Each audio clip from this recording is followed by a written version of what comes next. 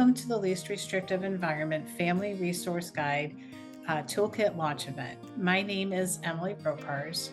My pronouns are she, her, and I'm so happy that you are joining us either live tonight on Facebook or watching in the future.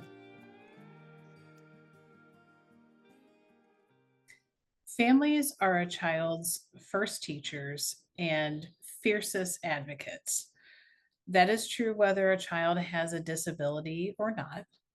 But when your child does have a disability, there are different ways to advocate and oftentimes more considerations. Knowing about inclusion is a way to help advocate for your child.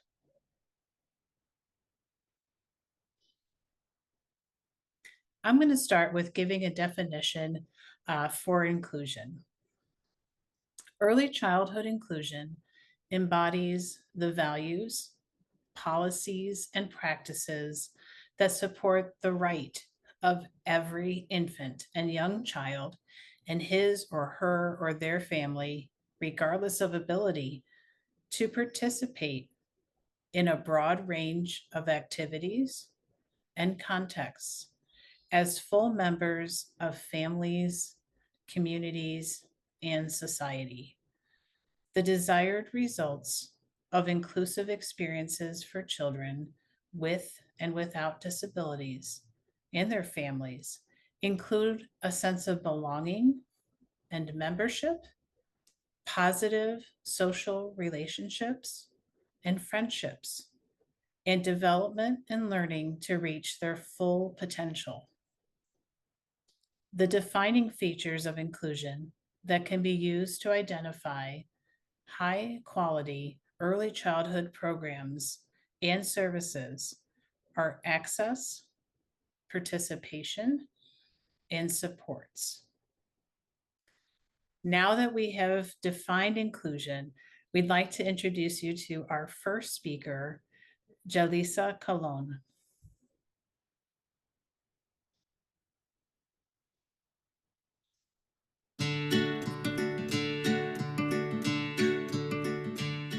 Hola, me llamo Jalisa Colón. Mis pronombres son ella y soy una maestra de preescolar inclusiva bilingüe. Tengo 10 años de experiencia enseñando preescolar y de los 10 años, 5 años enseñando un salón inclusiva bilingüe. Para mí, la inclusión es una hermosa oportunidad. La inclusión significa que somos una familia y como una familia, cada persona es única. Los niños que tienen discapacidades y reciben servicios son parte de la clase y siempre están juntos con los niños de educación general. Juntos juegan, juntos divierten y aprenden. Me gustaría que las familias los supieran que la inclusión en la educación de la primera infancia o preescolar es importante porque ayuda a los niños, a todos los niños, a aprender, a apreciar y celebrar las diferencias. Los estudiantes pueden desarrollar empatía, respeto y un sentido de ser parte de un grupo. Hay muchos beneficios de la inclusión. Los estudiantes aprenden habilidades sociales como comunicarse, colaborar y resolver conflictos. Los estudiantes aprenden la empatía, cómo aceptar las diferencias. Los estudiantes aprenden relaciones entre pares y desarrollan un grupo diverso de amigos. En general, es una experiencia positiva y excelente para cada niño en la clase. Gracias.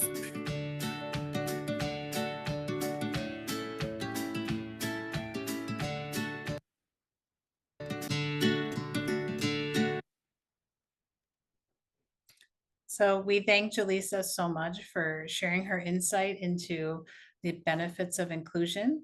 And now I'm going to turn it over to two of the strongest advocates for inclusion that I know, Tammy Roble and Tarima Jean-Baptiste. Hello, everybody. Thank you so much, Emily. My name is Tammy Roble. I am a parent of two children who have disabilities. I'm also an inclusion specialist. I use pronouns she and her. And I am so excited to share a new tool with you called the Least Restrictive Environment Family Resource Guide. Now, you just heard from Jaleesa, a teacher in a bilingual inclusive classroom. This journey for parents can be very difficult, even with educators like her who believe in inclusion. This is why we created this guide. Over the next 50 minutes, we will highlight the resources in this guide. You will hear from other advocates, and you will also learn how to advocate for change. I would like to tell you about a statewide group, the Early Childhood Least Restrictive Environment Stakeholders Consortium.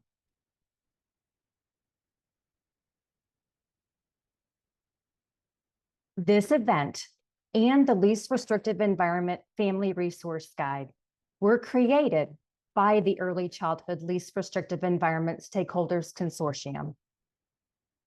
The consortium is a group of people from a variety of roles: families, school personnel, childcare programs, early childhood agency representatives, and more from across the state of Illinois. The consortium serves to advance the mission of promoting inclusion of all children with disabilities in all early childhood environments, which provides equitable access with individualized supports to learn, grow, and thrive. Visit the Early Choices website at eclre.org to find out how you can join the consortium. We are so excited to share with you an overview of the resources included in this resource guide and introduce you to some folks from around the state who value inclusion. They will share their perspectives on advocating for the least restrictive environment for young children. Tarima, would you like to introduce yourself? Yes, thank you. Good afternoon, everyone, or evening, I should say. My name is Tarima Jean-Baptiste. I'm a mom of three, two of which have disabilities. And I am the Early Childhood Special Education Family Resource Specialist for StarNet Region 5, affectionately StarNet Chicago. And I'm so proud, so proud to be part of the Early Childhood Least Restrictive Environment Consortium. Alongside my amazing colleagues, we have our consortium members represented here, and alongside with amazing colleagues from these agencies and other agencies, school districts, and dedicated educators, professionals, and parents. So at the end, we will talk more about joining, but I'm just so proud to be part of this group. Tammy? I am too. Thank you so much, Tarima. As Emily stated earlier, families are a part of the team and a large contributor when it comes to building the right supports for inclusion. Planning for implementing inclusion is best done as a team. In order to prepare for that planning, you now have access to some very useful tools. This toolkit is designed to support families of children with disabilities navigate the early childhood education system to make sure that their child is included in the least restrictive environment. Each resource is accompanied by links and guidance to help you understand and use them effectively. Whether you're just beginning your journey or looking for specific support, this toolkit will empower you to champion inclusion for your child. Definitions of bolded words can be found toward the end of the document under glossary. All links embedded throughout this document can be found as QR codes at the end of the document. We are so excited to offer this resource guide in Spanish. So I'm going to give you a few minutes. Pull out your phones, take a picture of the QR code so you can access it and follow along if you need it in Spanish. Okay, we are also excited to offer it in Chinese. And again, please take out your phone and take a picture of the QR code if you need it in Chinese. I'd like you to know that the ECLRE, Early Childhood Least Restrictive Environment Consortium, is committed to continuously expanding language options, ensuring this resource is accessible to everyone.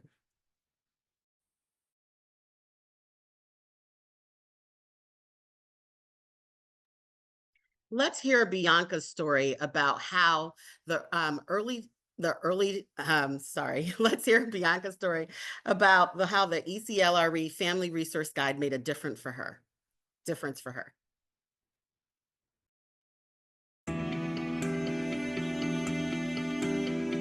My name is Bianca Thomas Edrock. I am the proud mom of Ezekiel Edrock. Ezekiel is 7 years old. He's very bright and energetic. He loves music. He loves balls maze. He just loves some of everything. And Ezekiel started kindergarten and first grade in self-contained classroom. From the very beginning, I had thoughts that I would love for Ezekiel to be in a more least restrictive environment, but I had fears. The fears that kept me from saying it out loud. So I thought to myself, and then I would have conversations with his dad, and I would have to question multiple questions, which was, would he be able to even keep up with the curriculum? Would the classmate and the teacher accept him? Would he be overwhelmed? That was one of the biggest fears I had. And then I also was second guessing myself, asking myself if I was making the right decision for him. I do believe if this toolkit was presented early on, Ezekiel would have been in general education setting much earlier than second grade. I think this toolkit should be given during early intervention. Like if a child is in early intervention, this toolkit needs to be given to the parent during that time that child is in early intervention, because it helps.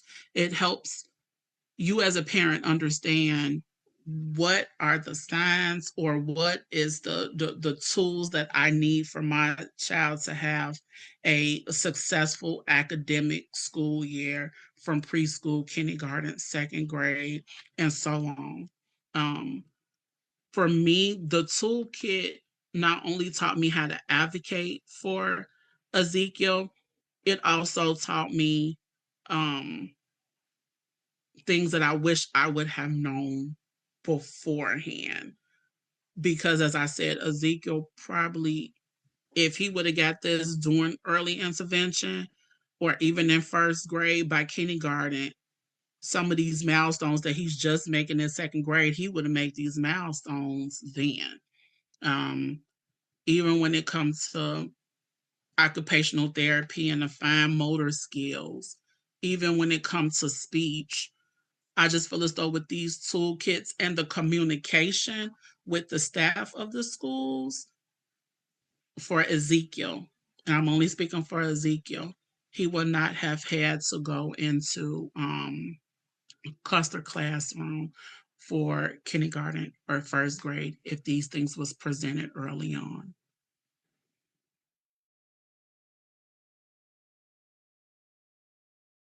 Please take a minute, if you haven't already, to access the toolkit. And wow, what an inspirational story from hearing Bianca's experience, and shout out to her for, sharing her experience.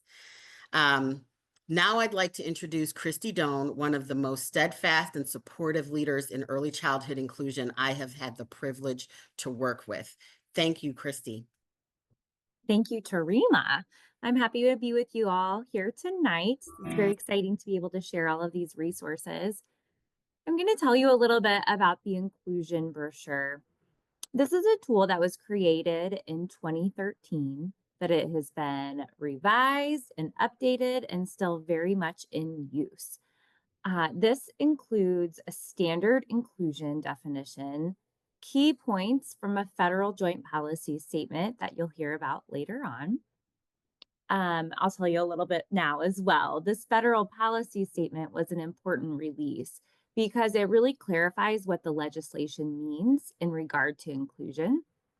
This particular brochure also talks about the benefits children receive from being in an inclusive classroom. Children with and without disabilities, the benefits they get from this. The Illinois State Board of Education logo is on this document as well to reinforce that the state believes in inclusion. This document is available in multiple languages. We have it in English, Spanish, Polish, French, Arabic, and Urdu. If you're a family who is or was a part of early intervention, you'll find this brochure in your transition packet as well. We also encourage school districts to share this resource with families. The next resource I'd like to share is the Understanding Inclusion on Demand series. This series covers a range of topics from defining inclusion to understanding the benefits of inclusion to advocating for inclusion for your children. This series was developed for families, specific to you, and it was developed with family input. It's broken into 6 different sections, so you can keep coming back to it when you have time to listen to more. Thank you. Now I'm going to turn it back over to Tarima. Thank you, Christy. Thank you for introducing those 2 tools within our resource guide. I am going to talk about 2 more tools, amazing tools from our partners at Inclusive Schooling. When we came together to do this resource guide, we pulled from many different places, and we are not able to offer these particular tools yet in different languages, but we're working on it. However, they're still great tools to have. So from Inclusive Schooling, we have 2 key resources. The Inclusive Placement Strategy Guide is a concise, accessible document that outlines effective strategies for advocating for inclusive placement. I'll give you guys a minute if you need to access that, if you'd like to take a picture of the QR code. And then we have the Inclusive Checklist. She's on the next slide. Thank you. The Inclusive Checklist is a powerful tool that gives parents the language to identify and request specific accommodations, supports, and modifications for their child. It's user-friendly. It's super user-friendly, and it's an invaluable in IEP meetings. In fact, I know someone you just heard from, hint, hint, Bianca, who used this to help advocate for her child coming out of the self-contained classroom into the general ed classroom. Now I'm going to turn this over, and I'd like to introduce you to Christine Palmieri, an amazing advocate and mom who is a powerful force within the Illinois disability community. Thank you. Young children with disabilities are entitled to receive support to fully participate and thrive in the same early learning program that they would attend if they were non-disabled, including childcare, Head Start, any other publicly funded early childhood setting like a preschool for all or a private early childhood setting. LRE is the language in the law, IDEA Part B, that states that children must receive their education and related services with typically developing peers to the greatest extent possible across the continuum of settings. This one-pager outlines the policy statement of inclusion for children with disabilities in early childhood programs. My own son, Miles, is autistic. He's 16 now, which is crazy, but he's thriving in his public school And he has experienced the full continuum of supports over his schooling years, and they've helped him get to where he is today. But inclusion in his early childhood years significantly benefited him by fostering social skills, communication, and overall development through his interactions with typically developing peers. Prior to attending school, he was mostly nonverbal and he learned language in a gestalt manner. So, sort of like learning by chunks of words versus one word at a time. And he learned and often spoke in scripts.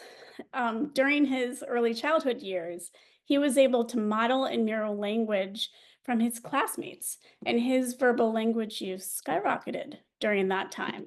So it's a true example of why inclusion can be so beneficial for autistic students.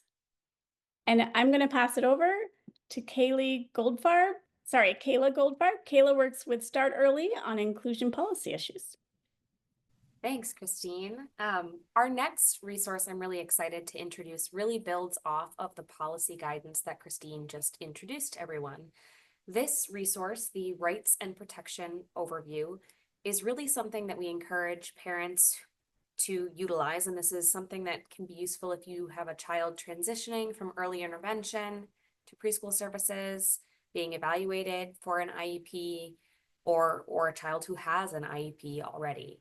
At its core, the document really aims to equip families about information about your rights under IDEA, really what was emphasized in that November 2023 guidance that Christine spoke about from the Federal Departments of Education and Health and Human Services. At its core, federal law says that your child can be enrolled in childcare, Head Start, other publicly funded early childhood settings like Preschool for All, and still receive their preschool special education services and related services in that setting. Really, it's about what makes the most sense for that child and that family. What the document overviews is that your child is not required to attend a particular early childhood program, including a school district program if one exists in your community, if you have other reasons why your child might need to be enrolled in another setting. For example, if your child has a slot at a Head Start program or another childcare program, they can enroll there. There are, of course, many reasons why families may want to enroll in a particular setting, and there are value in all types of early childhood settings. But some of the reasons that may be important to consider in your IEP meeting include, does the program offer full day, full year services? What is the proximity to home? Maybe another sibling is enrolled in the same program. At its core, though, the most important thing is that family input is essential. Your child has the right to have their IEP and related services come to them in their classroom and not the other way around. Many parents aren't told this, but the document overviews that you should never have to choose between your preferred early learning program and getting your child the services that they need. And so this document is a tool that you can bring to meetings to advocate for your child.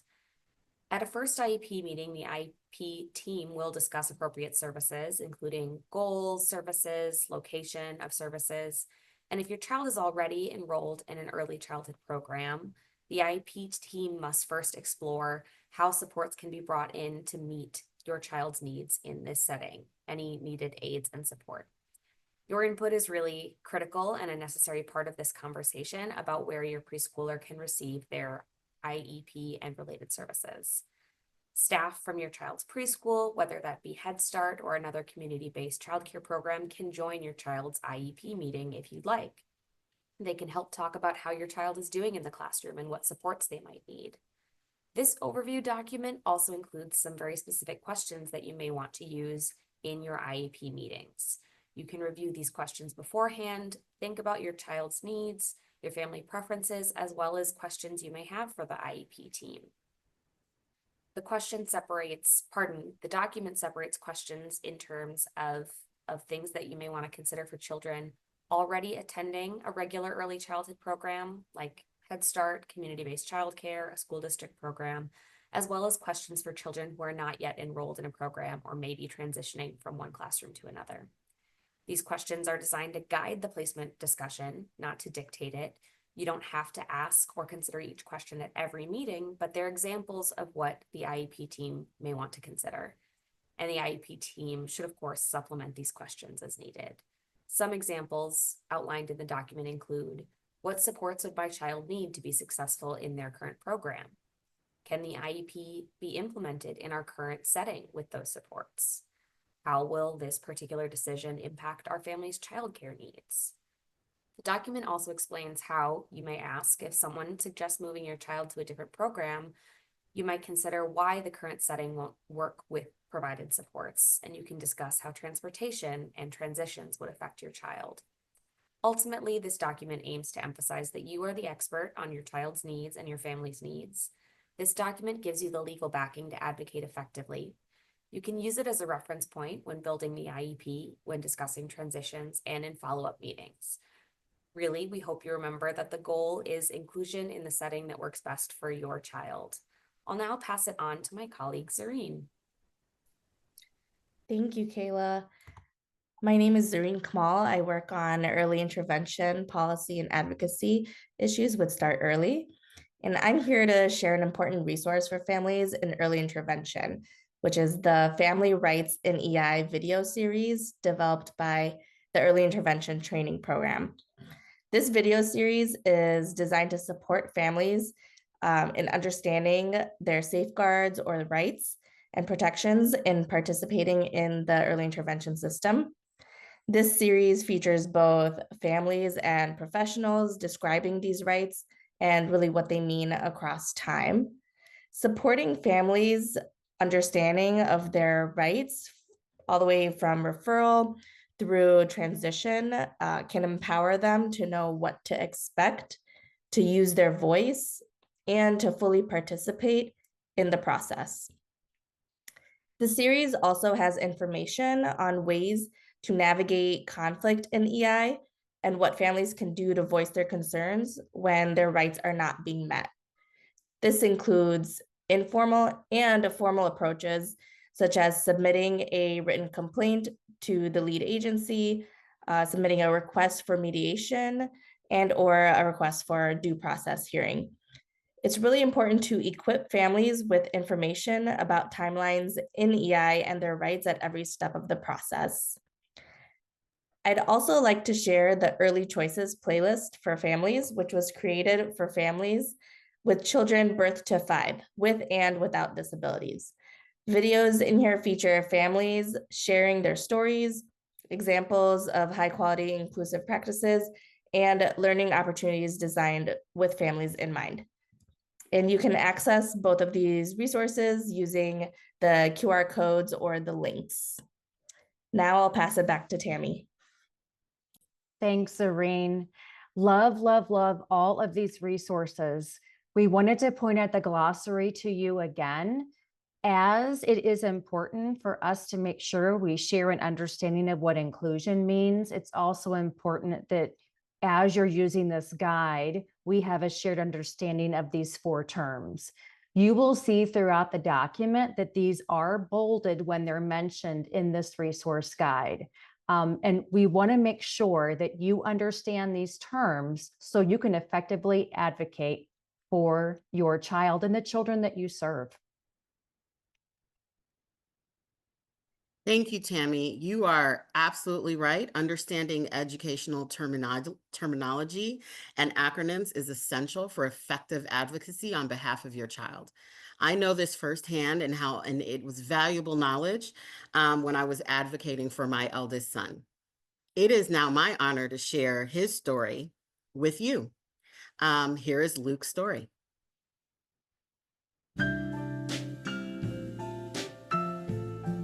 My name is Luke John Baptiste. I like swimming and playing volleyball and basketball. My favorite movie is The Grinch. My favorite subject in school is math. My best qualities are that I am kind and hardworking. I mostly get A's and B's in school. Oh, I just happen to have autism and epilepsy and ADHD. Just because I have these disabilities, as you can see, I can do a lot of things just like anyone else. I started pre-K4 in a regular classroom.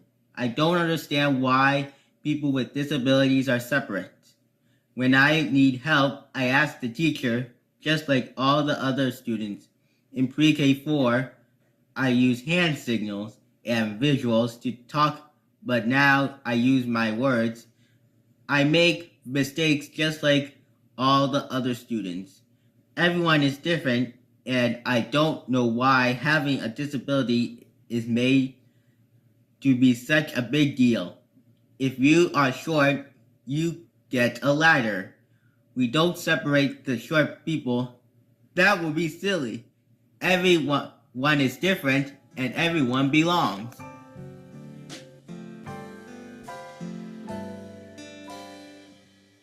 Everyone is different and everyone belongs. A truly powerful message. And I can say, as his mom, he wrote that speech on his own, and those are his words from his heart.